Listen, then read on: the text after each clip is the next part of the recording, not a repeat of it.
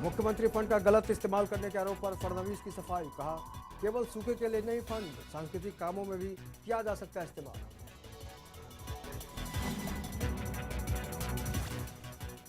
तांत्रिक से मुलाकात वाले नीतीश के वीडियो पर अरुण जेटली का बयान। कहा, लालू के खिलाफ षड्यंत्र के लिए तांत्रिक के पास गए थे नीतीश।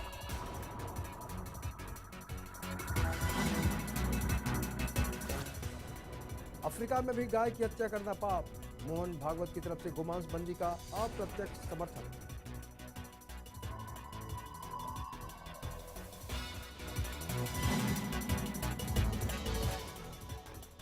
शिवसेना बीजेपी के बीच गहराया विवाद। दोनों के बीच बन रही लगातार दूरियां। मीरा भाईंदर में होने वाले मुख्यमंत्री के कार्यक्रम का शिवसेना ने किया बहिष्कार।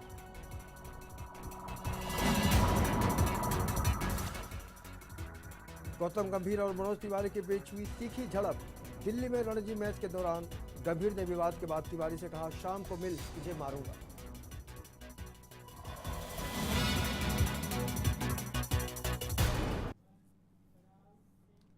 नमस्कार, मैं हूं अवनींद्र आशुतोष। लेमन न्यूज में आपका बहुत बहुत स्वागत है। बढ़ते हैं खबरों की तरफ। तांत्रिक से मुलाकात वाला नीतीश का वीडियो वायरल करने के बाद बीजेपी की तरफ से प्रतिक्रिया आई है। वित्त मंत्री अरुण जेटली ने कथित वीडियो पर चुटकी लेते हुए कहा कि नीतीश कुमार लालू के खिलाफ षड्यंत्र बनाने के लिए तांत्रिक के पास गए थे और उन्होंने क्या कुछ कहा, आइए सुनते हैं अरुण जेटली को। साल पुराना हो या 2 दिन पुराना हो, जब स्थिति बिगड़ती है तो तंत्र मंत्र से काम नहीं चलता।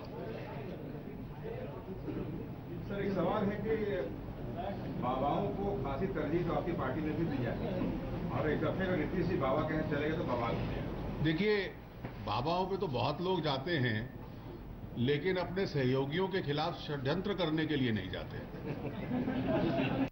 विचित्र लोगों का आशीर्वाद जो हम देख रहे मिल रहा है टेलीविजन में,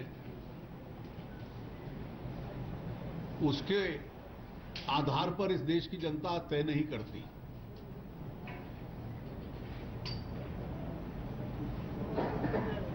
हमें पूरा विश्वास है कि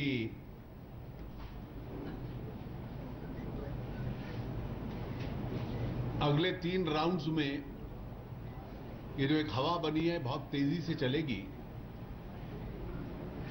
और बिहार के एक उज्जवल भविष्य के लिए एक अच्छा शासन भारतीय जनता पार्टी और उसके साथी बिहार की जनता को देंगे। अब बात क्रिकेट पर लगने वाले कलंक की। नई दिल्ली के फिरोज शाह कोटला मैदान पर दिल्ली और पश्चिम बंगाल के बीच खेले जा रहे रणजी ट्रॉफी मैच के दौरान दिल्ली और पश्चिम बंगाल के कप्तान गौतम गंभीर और मनोज तिवारी के बीच झड़प हो गई। बताया जा रहा है कि स्लिप पर फील्डिंग कर रहे गौतम गंभीर कथित रूप से मनोज तिवारी को गाली देने के अलावा शाम को उन्हें मारने की धमकी देने लगे, जिसके बाद मनोज तिवारी ने भी अपना आपा खो दिया है और कहा, शाम की जगह अभी बाहर चलते हैं। इसके बाद वे दोनों एक दूसरे की ओर दौड़े। जब अंपायर ने बीच बचाव की कोशिश की तो गंभीर ने उन्हें भी धक्का दे दिया। अब ये देखना होगा कि बीसीसीआई अनुशासनहीनता को देखते हुए इन खिलाड़ियों पर क्या कार्रवाई करती है।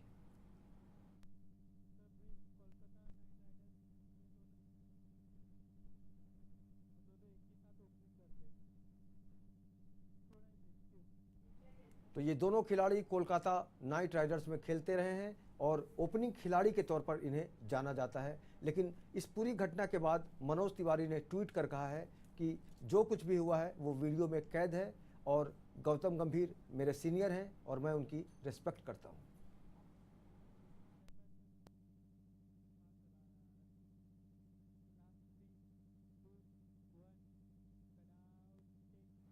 शिवाजी पार्क में शिवसेना द्वारा आयोजित दशहरा रैली की अनुमति मुंबई हाई कोर्ट ने कई शर्तों पर दी थी, जिसमें एक शर्त ध्वनि प्रदूषण का भी रखा गया था, क्योंकि शिवाजी पार्क साइलेंस जोन में आता है, जिसके लिए कोर्ट ने शिवसेना को 60 डीबी तक आवाज तक स्पीच देने का आदेश दिया था। लेकिन शिवसेना पक्ष प्रमुख उद्धव ठाकरे सहित सभी नेताओं ने इस नियम का उल्लंघन किया, ऐसा आरोप है। आवाज फाउंडेशन का, जिन्होंने रैली में सभी नेताओं के स्पीच को रिकॉर्ड किया, जिसके बाद आवाज फाउंडेशन ने मुख्यमंत्री और मुंबई पुलिस कमिश्नर को पत्र लिखकर अपनी रिपोर्ट सौंपी है शिकायत के साथ। इस मुद्दे पर आवाज फाउंडेशन के प्रमुख सुमेरा से खास बातचीत की हमारे संवाददाता प्रदीप शर्मा ने। शिवाजी पार्क में शिवसेना की दशहरा रैली को लेकर कोर्ट ने कुछ शर्तें रखी थी, जिसमें एक शर्त यह भी थी कि शिवसेना के द्वारा रैली के दौरान जो ऑडियो लेवल होगा वो 60 dB होना चाहिए, उसके ऊपर नहीं होना चाहिए। लेकिन वहीं इस पूरे रैली की अगर हम बात करते हैं तो उन्होंने कोर्ट के इस आदेश का कहीं ना कहीं पालन नहीं किया है और जो ऑडियो लेवल है वो 60 के ऊपर आया है, जिसको लेकर वहां पर ऑडियो लेवल रिकॉर्ड करने के लिए आवाज फाउंडेशन के लोग वहां पर मौजूद थे। आवाज फाउंडेशन की जो है अध्यक्ष समीरा जी हमारे साथ मौजूद हैं, उनसे जानते हैं कि कितने डीबी ऑडियो रिकॉर्ड किया गया है और क्या कुछ मामला बनता है। समीरा जी, क्या कुछ मामला बनता है और कितने डिग्री ऑडियो डीबी आपने वहां पर रिकॉर्ड किया है? तो हम शुरू से जैसे स्पीचेस चालू हुए तो इमीडिएटली 60 dB से काफ़ी ऊपर चला गया। सब में ऊंचा था एनवायरनमेंट मिनिस्टर रामदास कदम की आवाज़ 97 dB पहुंच चुकी है। उद्धव ठाकरे की स्पीच के समय 89 dB तक पहुंच, तो जो 60 dB का कंडीशन था उससे काफ़ी ऊंची हुई है और हमने लेटर लिखा है चीफ मिनिस्टर और पुलिस को कि एक्शन लेना चाहिए जो भी वायलेट किया है उसके अगेंस्ट।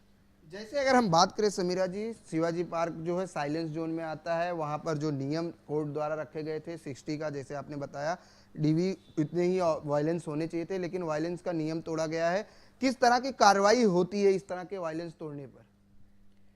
एक तो बॉम्बे पुलिस एक्ट के अंदर फाइन लग सकती है, बट दूसरा जो कि लगना चाहिए, और ख़ास करके क्योंकि एनवायरनमेंट मिनिस्टर जिसके हाथ के नीचे एनवायरनमेंट कानून इन्फोर्स होते हैं, तो एनवायरनमेंट प्रोटेक्शन एक्ट के अंदर अगर देखो तो पेनल्टी होती है 1 lakh and 5 years jail term. धन्यवाद हमसे बात करने के लिए। ये थी आवाज फाउंडेशन के फाउंडर समीरा जी, जिन्होंने बताया कि शिवाजी पार्क में दशहरा रैली के दौरान कोर्ट द्वारा दिए गए आदेश के ऊपर जो वायलेंस किया गया है उसके खिलाफ सरकार को जो है शिवसेना के खिलाफ जो है कानूनी प्रक्रिया कार्रवाई करनी चाहिए। इन्होंने साफ तौर से अपनी तरफ से लेटर भी भेज दिया है।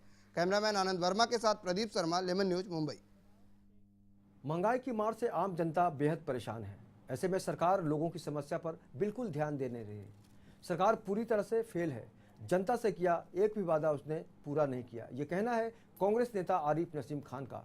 आरिफ नसीम खान से बातचीत की हमारे संवाददाता प्रदीप शर्मा ने। देश में महंगाई अपने चरम पर है, लोग महंगाई की मार से परेशान है। हर तरफ महंगाई की जो है शोर मची हुई है, क्योंकि आज अगर हम बात करते हैं तो तुअर दाल 200 के पार हो चुकी है। ऐसे में आम जनता परेशान है। हमारे साथ मौजूद है कांग्रेस विधायक नसीम खान जी। नसीम खान जी, जिस तरीके से आज महंगाई अपने चरम पर है, क्या कहना चाहेंगे? जनता पूरी तरीके से परेशान है। देखिए, ये सरकार हर तरह से फेल है। विकास के मुद्दे पे सरकार चुन के आई थी, विकास नाम की चीज़ देश में या राज्य में दिखाई नहीं देता। आपने दाल की बात की है, दाल सब्जी जैसी चीज़ आज गरीब की थाली से गायब हो चुकी है। आज दाल, एक साल पहले जो दाल 70 रुपये 80 रुपये किलो में इस मुंबई शहर में बिकती थी, आज 120 और 130 रुपये की दर से मिल रही है। प्याज 70 रुपये 80 रुपये, सब्जी का भाव बढ़ा हुआ है। दूसरी जितने भी अनाज हैं उनका भाव बढ़ा हुआ है। महंगाई कम होने का नाम नहीं ले रही है, लेकिन सरकार की कान पर जूं तक नहीं रेंग रही है और पूरे राज्य की हालत ख़राब है। आज आप देख रहे हैं कि किसान आत्महत्या करने पे मजबूर है, किसानों को कोई आधार नहीं दिया जा रहा है, ये सरकार उस पर भी फेल रही है। तो कुल मिला के ये सरकार पिछले 1 साल में राज्य की सरकार पूरी तरह से निकम्मी साबित हुई है। बिल्कुल, लेकिन जिस तरीके से अगर बात करें चुनाव के दौरान साफ तौर से देश के प्रधानमंत्री नरेंद्र मोदी जी ने कहा था कि कांग्रेस ने जो पिछले 15 सालों में नहीं किया है वो हम 1-2 सालों में करेंगे। क्या लगता है कि क्या कुछ नई सरकार ने क्या कुछ किया है? कांग्रेस ने जो 15 सालों में किया था, इसलिए देश आज दुनिया के नक्शे पे दिखाई दे रहा है। देश में जो भी आर्थिक नीति पे, आर्थिक मुद्दे पर, विदेश नीति पर कांग्रेस की जो नीतियां रही हैं उसके बल पर ये देश आज खड़ा रहा है। लेकिन पिछले 1.5 साल में नरेंद्र मोदी जी की सरकार ने इस देश को हर क्षेत्र में, हर सतह पर फेल किया है, कमज़ोर किया है। आज सीमा की सुरक्षा की हालत क्या है, हमारे सैनिकों की हालत क्या है? रोज़ सीमा पर 2-5 सैनिकों को मारा जा रहा है, शहीद हो रहे हैं हमारे सैनिक। महंगाई चरम सीमा पे है, बेरोजगारी बढ़ रही है। जितने भी कॉरपोरेट जगत की बड़ी बड़ी कंपनियां हैं, सब जगह पे 30% 40% छटनी शुरू है, बेरोजगारी बढ़ते जा रही है। तो कहाँ खड़ा है हमारा देश? नरेंद्र मोदी जी बहुत बड़ी बड़ी बात करते थे, अच्छे दिन लाने की बात उन्होंने देश की जनता से की थी, इस देश को विकास के पथ पे ले जाने की बात की थी। एक विकास की बात आप बताइए, सिवाय घोषणाओं के या सिवाय वादे के अलावा आज तक न केंद्र की सरकार कहीं ठीक सही साबित हुई है, न राज्य की सरकार कहीं साबित हुई है। बात की जाए नसीम खान जी, केडीएमसी चुनाव सर पर है, सभी पार्टियां जो है अपना दमखम आजमाने में लगी हुई हैं, प्रचार प्रसार बड़ी तेजी से किया जा रहा है। कांग्रेस किस तरह से वहां पर अपनी रणनीति अपना रही है? देखिए, कांग्रेस सर्वधर्म समभाव पर विश्वास करती है, सभी वर्गों को साथ में लेकर चलने की बात करती है। कांग्रेस की जो नीति है, कांग्रेस की जो परंपरा है भाईचारगी की और विकास की, उस मुद्दे पर चुनाव कल्याण और डोंबिवली के चुनाव में कांग्रेस लड़ रही है और वहाँ की जनता जागरूक है। और हम लोगों को विश्वास है कि जो 1.5 साल पहले केंद्र की सरकार ने वादा किया था, उनके नेताओं ने वादा किया था, राज्य की भारतीय जनता पार्टी और शिवसेना ने जो वादा किया था, हर क्षेत्र में ये फेल रहे हैं और महानगर पालिका में लोग इनसे ऊब चुके हैं और महानगर पालिका में कांग्रेस को समर्थन देंगे। बिल्कुल नसीम खान जी, जिस तरीके से बात करें कि महाराष्ट्र के मुख्यमंत्री देवेंद्र फडणवीस ने केडीएमसी चुनाव को मद्देनजर रखते हुए वहां के लोगों को 6,500 करोड़ का पैकेज देने की बात कही है, वहीं मनसे प्रमुख राज ठाकरे ने भी इसका विरोध किया, कहा कि अगर सरकार हमें अगर यहाँ का सत्ता मिलता है, मनसे अगर केडीएमसी चुनाव में आती है तो जिस तरीके से नासिक का विकास किया है हम उसी तरीके से कल्याण डोंबिवली का विकास करेंगे। क्या लगता है? देखिए, मनसे की ताकत क्या है इस राज्य के अंदर? एक आध शहर को छोड़ दीजिए, एक आध मोहल्ले को छोड़ दीजिए, तो मनसे की ताकत इस राज्य में क्या है? चाहे मनसे हो, शिवसेना हो, भारतीय जनता पार्टी हो, इनके नेता सिर्फ भाषण अच्छा देते हैं, लच्छेदार बातों से अब लोगों का पेट नहीं भरेगा। अब शहर का विकास बातों से नहीं होगा, करके दिखाना होगा। नासिक की बात राज ठाकरे करते हैं, नासिक में कौन सा ऐसा उन्होंने तीर मार दिया है? कॉरपोरेट सेक्टरों को ले जाके 2-4 गार्डन का ब्यूटिफिकेशन अगर उनसे उन्होंने करवा लिया तो इसका मतलब क्या है कि नासिक का विकास हो गया? नासिक में रहने वाले लोगों को स्वच्छ पानी मिलने लगा? नासिक के रहने वाले लोगों के गरीब बच्चों के लिए स्कूल की व्यवस्था हो गई है? धन्यवाद हमसे बात करने के लिए। ये थे नसीम खान जी, जिन्होंने बताया कि 15 सालों में जो कांग्रेस ने काम किया था उसी की देन है कि सरकार इतनी मजबूती से आज सरकार जो है उसी काम को आज अपने नाम पर गिनाकर अपनी उपलब्धियां दिखाने का काम कर रही है। और जो भी कुछ अब तक देश का विकास का काम हुआ है कांग्रेस ने किया है, लेकिन जिस तरीके से 1.5 सालों में देश को ये कहकर कि अच्छे दिन आएंगे सरकार आई थी, उससे कहीं ना कहीं पूरी तरीके से वादा खोखला दिखाई दे रहा है। कैमरामैन सदानंद शेट्टी के साथ प्रदीप शर्मा, लेमन न्यूज, मुंबई।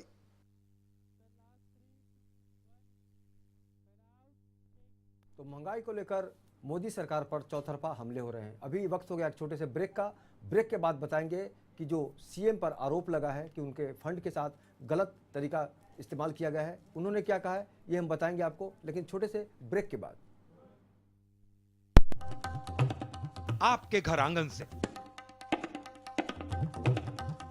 आपके अपनों का हाल, गांव की बातें, शहर के हाल, सियासत की सरगर्मी और बदलते मौसम का हाल, यानी देश की खबर परदेश में।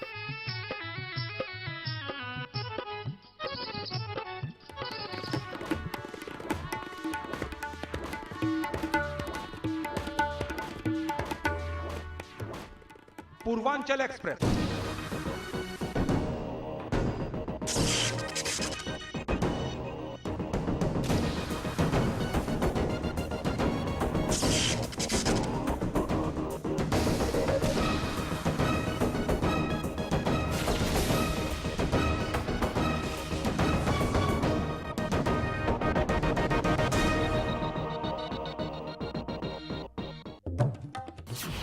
खबरों की परख। हूं सैयदन जैदी और काफी दिनों के बाद एक बार फिर आप मुझसे रूबरू हैं।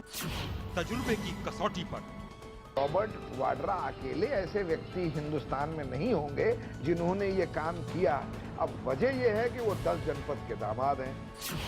फिर वही बेबाक अंदाज। जब अपने घर शीशे के हों तो पत्थर क्यों उठाते हैं खामखा आप लोग? राष्ट्रीय विपक्षी पार्टी के अंदर इतनी हिम्मत नहीं थी कि ये मुद्दा उठा सके।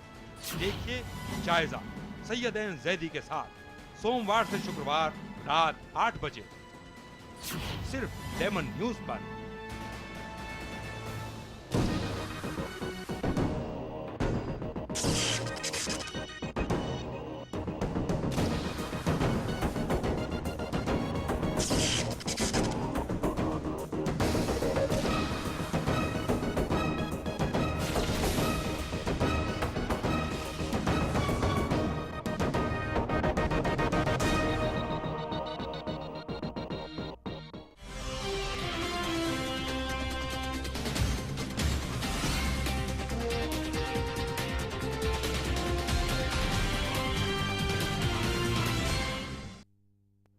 लेमन न्यूज में ब्रेक के बाद आपका बहुत बहुत स्वागत है। चलिए बढ़ते हैं खबरों की तरफ।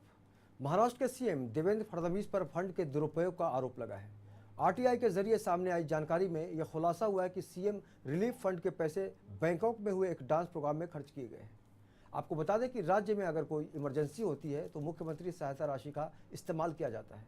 वहीं सीएम फडणवीस ने मामले पर सफाई देते हुए कहा है कि राहत कोष का पैसा केवल सूखाग्रस्तों के लिए नहीं बल्कि इसका इस्तेमाल सांस्कृतिक कामों में भी किया जा सकता है।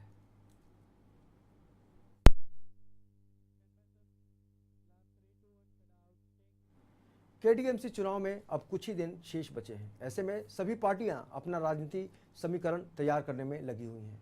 ऐसे में मनसे किस तरह से और किन मुद्दों को लेकर चुनाव में उतरी है, इस मुद्दे पर मनसे नेता दिलीप मामा लांडे ने कहा कि मनसे को अगर केडीएमसी की सत्ता मिलती है तो जिस तरह से मनसे ने नासिक का विकास किया है उसी तरह केडीएमसी का भी चेहरा बदल दिया जाएगा।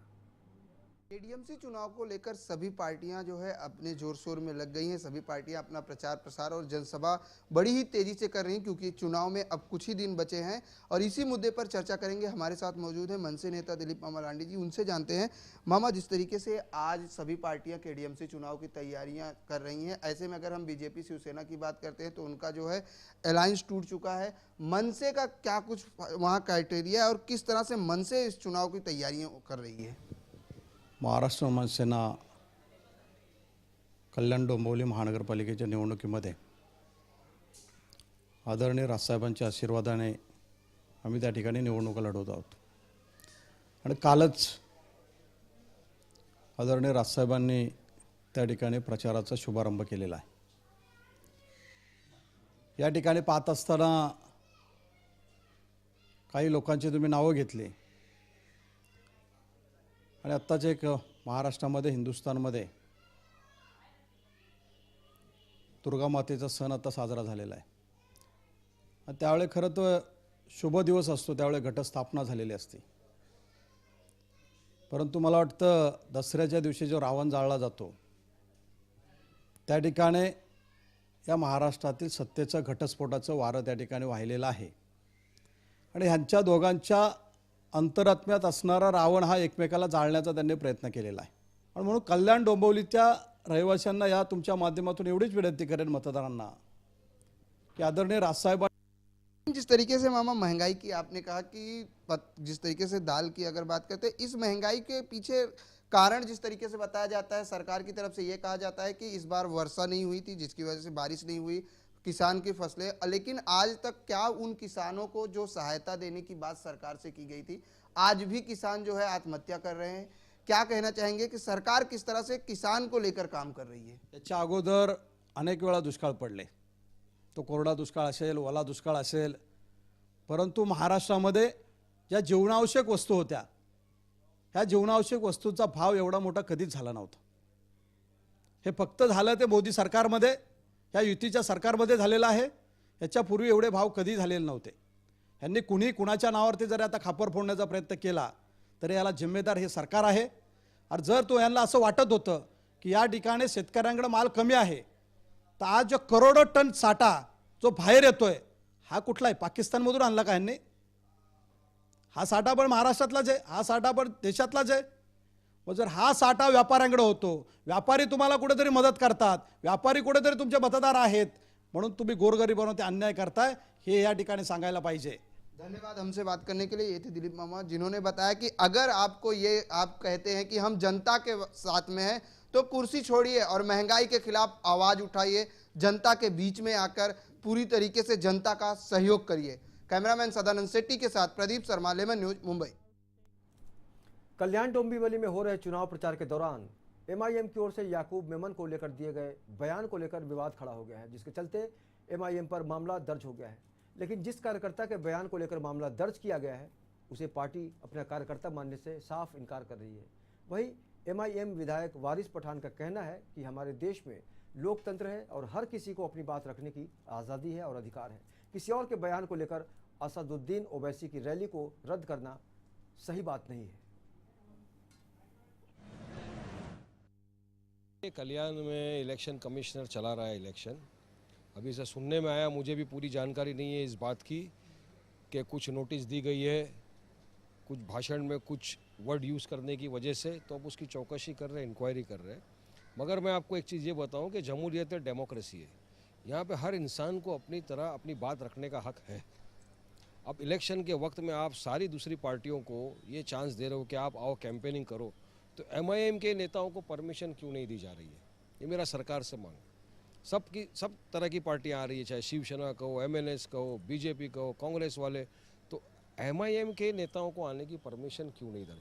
ये सरकार की दो नीति दो मुहा जो बातें हैं वो सामने आती है। ये दिखाता है कि BJP और शिवसेना की सरकार में कितनी एक भुखलाहट आ गई है MIM को लेकर।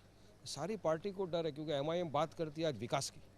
हम कल्याण डोंबिवली में विकास की बात करना चाहते हैं, मुस्लिम और दलितों की डेवलपमेंट की बात करना चाहते हैं, हम वहाँ पे स्कूल बनाना चाहते हैं, एजुकेशनल इंस्टीट्यूट्स बनाना चाहते हैं, हॉस्पिटल्स बनाना चाहते हैं, रोड के काम करना चाहते हैं, जो आज तक ना कांग्रेस ने किया, ना शिवसेना ने किया, ना भाजपा ने किया। ऐसी पार्टी को रोकना ये कांग्रेस भाजपा लोग की एक आदत बन गई है, भुखलाहट हो गई है। मगर हमारी प्रशासन से बातचीत चल रही है, हम फिर एप्लीकेशन डालेंगे, फिर मांग करेंगे कि हमको परमिशन दी जाए सभा लेने की, क्योंकि सभा लेना एक सबका हक है संवैधानिक, सबको मिल रही है परमिशन, तो MIM को क्यों नहीं? तो उस पर चर्चा चालू है, हमारी बातचीत प्रशासन के साथ चल रही है और उम्मीद है कि आने वाले दिनों में हमको परमिशन मिलेगी। आसिफ शेख को लेकर हुए विवाद में MIM शुरू से लेकर अंत तक उसके साथ खड़े रहने की बात कर रही है। आसिफ से मुलाकात करने भाभा अस्पताल पहुंचे विधायक वारिस पठान ने अस्पताल के डीन से मुलाकात की और आसिफ के केस की पूरी जानकारी ली। साथ ही आसिफ की आर्थिक मदद करने के लिए उसे वारिस पठान ने 11,000 की राशि दी। इस मौके पर लेमन न्यूज ने खास बातचीत की विधायक वारिस पठान से। आसिफ शेख का मामला लगातार गर्माता जा रहा है और शुरू से लेकर आखिर तक MIM उसके साथ खड़ी है। फिलहाल हमारे साथ विधायक मौजूद है, MIM के विधायक वारिस पठान साहब हमारे साथ मौजूद है। वारिस जी, क्या कहेंगे? फिलहाल डीन से आप मिलकर आ रहे हैं, क्या कुछ कहा गया है आपसे? आज हम आसिफ शेख को मिलने आए, उसकी तबीयत देखने आए, तो उसकी तबीयत में थोड़ा सुधार लग रहा है, तो हमने डीन से ये रिक्वेस्ट किया है कि आज आसिफ शेख को थोड़ा मोशंस हो रहे हैं, कुछ प्रॉब्लम हो रहा है, तो उसका इलाज किया जाए बराबर। तो डीन ने बताया हमको पूरा रिपोर्ट के इलाज तो सही हो रहा है और शायद 2-3 दिन के अंदर जब आसिफ शेख चाहे तब उनको डिस्चार्ज दिया जाएगा, ऐसा डीन ने कहा। और आज हमने MIM की तरफ से, देखिए, एक जवान लड़का 18 साल का 19 साल का जो रोज़ कुआं खोद के पानी पीता था, आज 8 दिन से उस हॉस्पिटल के बेड पे, दवाइयाँ महंगी है, तो MIM ने अपनी जानिब से आसिफ शेख के लिए एक छोटा सा टोकन नजराना पेश किया। इसके अलावा डिस्चार्ज को लेकर जिस तरह से राजनीति की जा रही थी, उस पर क्या कुछ कहेंगे? देखिए, हमारा पहले से ये स्पष्ट थी बात कि डिस्चार्ज आसिफ को तब तक नहीं किया जाए तब तक उसकी तबीयत पूरी तरह से सही नहीं होती, तब तक उसके ज़ख्म ठीक नहीं होते, उसको यहाँ पे पूरा इलाज करना चाहिए। इसके अलावा शादाब जी, आप क्या कहेंगे? डिस्चार्ज की जहाँ तक बात की जा रही है, लगातार उस पर राजनीति की जा रही है, लगातार ये कहा जा रहा है कि उन्हें जल्द से जल्द डिस्चार्ज किया जाए ताकि उन्हें गिरफ्तार किया जा सके। डिस्चार्ज के लिए काफ़ी प्रेशर एक हद तक बना था, जो हमारे MIM के जानिब से एडवोकेट MLA साहब की तरफ से रुकाया गया उस वक्त। अगर उस टाइम पे डिस्चार्ज हो जाता तो सिनेरियो कुछ और होता, लेकिन अल्लाह हमारे साथ है और आसिफ एक नौजवान लड़का है जिसे जल्द से जल्द अपनी ज़िंदगी के अंदर वापस से लौट जाना चाहिए, लेकिन उसके जो इंजरीज़ है उसको कुछ टाइम लगेगा सूखने के लिए और हमारी दुआ है कि वो जल्द से जल्द ठीक होकर अपनी वापस से लाइफ में चले जाए और जैसी लाइफ वो जी रहा था उस तरीके की लाइफ में वापस से पहुंच जाए इंशाल्लाह। इसके अलावा सलीम भाई, आपसे जानना चाहेंगे, क्या कहेंगे? लगातार शुरू से लेकर आखिर तक जब से वो एडमिट हुआ है तब से आप उनके साथ हैं, किस तरह का बर्ताव उनके साथ किया जा रहा था अस्पताल में? अस्पताल में उनके साथ बर्ताव किया जा रहा। सबसे पहले तो आपको मैं ये बता देता हूँ कि MIM की टीम पहले दिन इधर ही पहुँच गई थी, प्लस मैं बाबा हॉस्पिटल का दक्षता कमेटी मेंबर भी हूँ। अब टीम पहुँचने के बाद हमारे वारिस पठान साहब भी पहुँचे। वारिस पठान साहब ने खुद उनको अच्छे से अच्छा एडमिट कराया। डीन को कहा कि जब तक इनको तकलीफ है, जब तक इनको दर्द है, जब तक इनका जख्म नहीं सूखता, जब तक इनके फ्रैक्चर खत्म नहीं होते, आप प्लीज़ एक रिक्वेस्ट किया उनको कि तब तक इनको आप डिस्चार्ज नहीं कीजिए। इसके अलावा शानी लाई जी, क्या कहेंगे? फिलहाल ये कहा जा रहा है कि मंडे तक उन्हें डिस्चार्ज दिया जाएगा। डिस्चार्ज के बाद में बाहर भी तकलीफ़ें आसिफ के लिए कम नहीं है, तकलीफ़ें उसका इंतज़ार कर रही है, उससे कैसे निपटा जाएगा और MIM कितनी मदद करेगी? देखिए, शुरुआत से सलीम भाई, हमारे आमदार वारिस पठान साहब, MIM की पूरी टीम एक जिलो जान से जुड़ी हुई है और सबसे कहना ये है कि आसिफ को घर तक पहुंचाना भी MIM का काम है। तो फिलहाल कहीं ना कहीं आसिफ के साथ में जिस तरह से बर्ताव किया गया था उस पर कहीं ना कहीं MIM उसके साथ खड़ी होती दिखाई दे रही है। कैमरा पर्सन आनंद वर्मा के साथ सलामत अली, लेमन न्यूज़, मुंबई। अगली खबर स्टैच्यू ऑफ यूनिटी के प्रोजेक्ट से जुड़ी हुई है। अब तक इस प्रोजेक्ट में 254 करोड़ रुपए खर्च हुए हैं। गुजरात में स्टैच्यू ऑफ यूनिटी के निर्माण के लिए देश भर में से लोहा एकत्रित किया जा रहा है, लेकिन हाल ही में आरटीआई के तहत एक नया खुलासा किया गया है जिसमें बेहद चौंकाने वाली बात सामने आई है। दरअसल स्टैच्यू ऑफ यूनिटी को तैयार करने के लिए अब तक के कामकाज को लेकर आरटीआई से सवाल किया गया, जिसमें कहा गया है कि सरदार पटेल की प्रतिमा का कामकाज अब तक शुरू नहीं किया गया है। बावजूद इसके 254 करोड़ रुपए खर्च हो गए इस पर। दरअसल पिछले साल 31 अक्टूबर को सीएम आनंदीबेन के हाथों इस प्रोजेक्ट की शुरुआत की गई थी और 2018 तक इसे पूरा करने की बात कही गई थी, लेकिन इस प्रोजेक्ट में अब तक कोई निर्माण का काम शुरू नहीं हो पाया है और इस प्रोजेक्ट की कुल कीमत 2,981 करोड़ बताई जा रही है।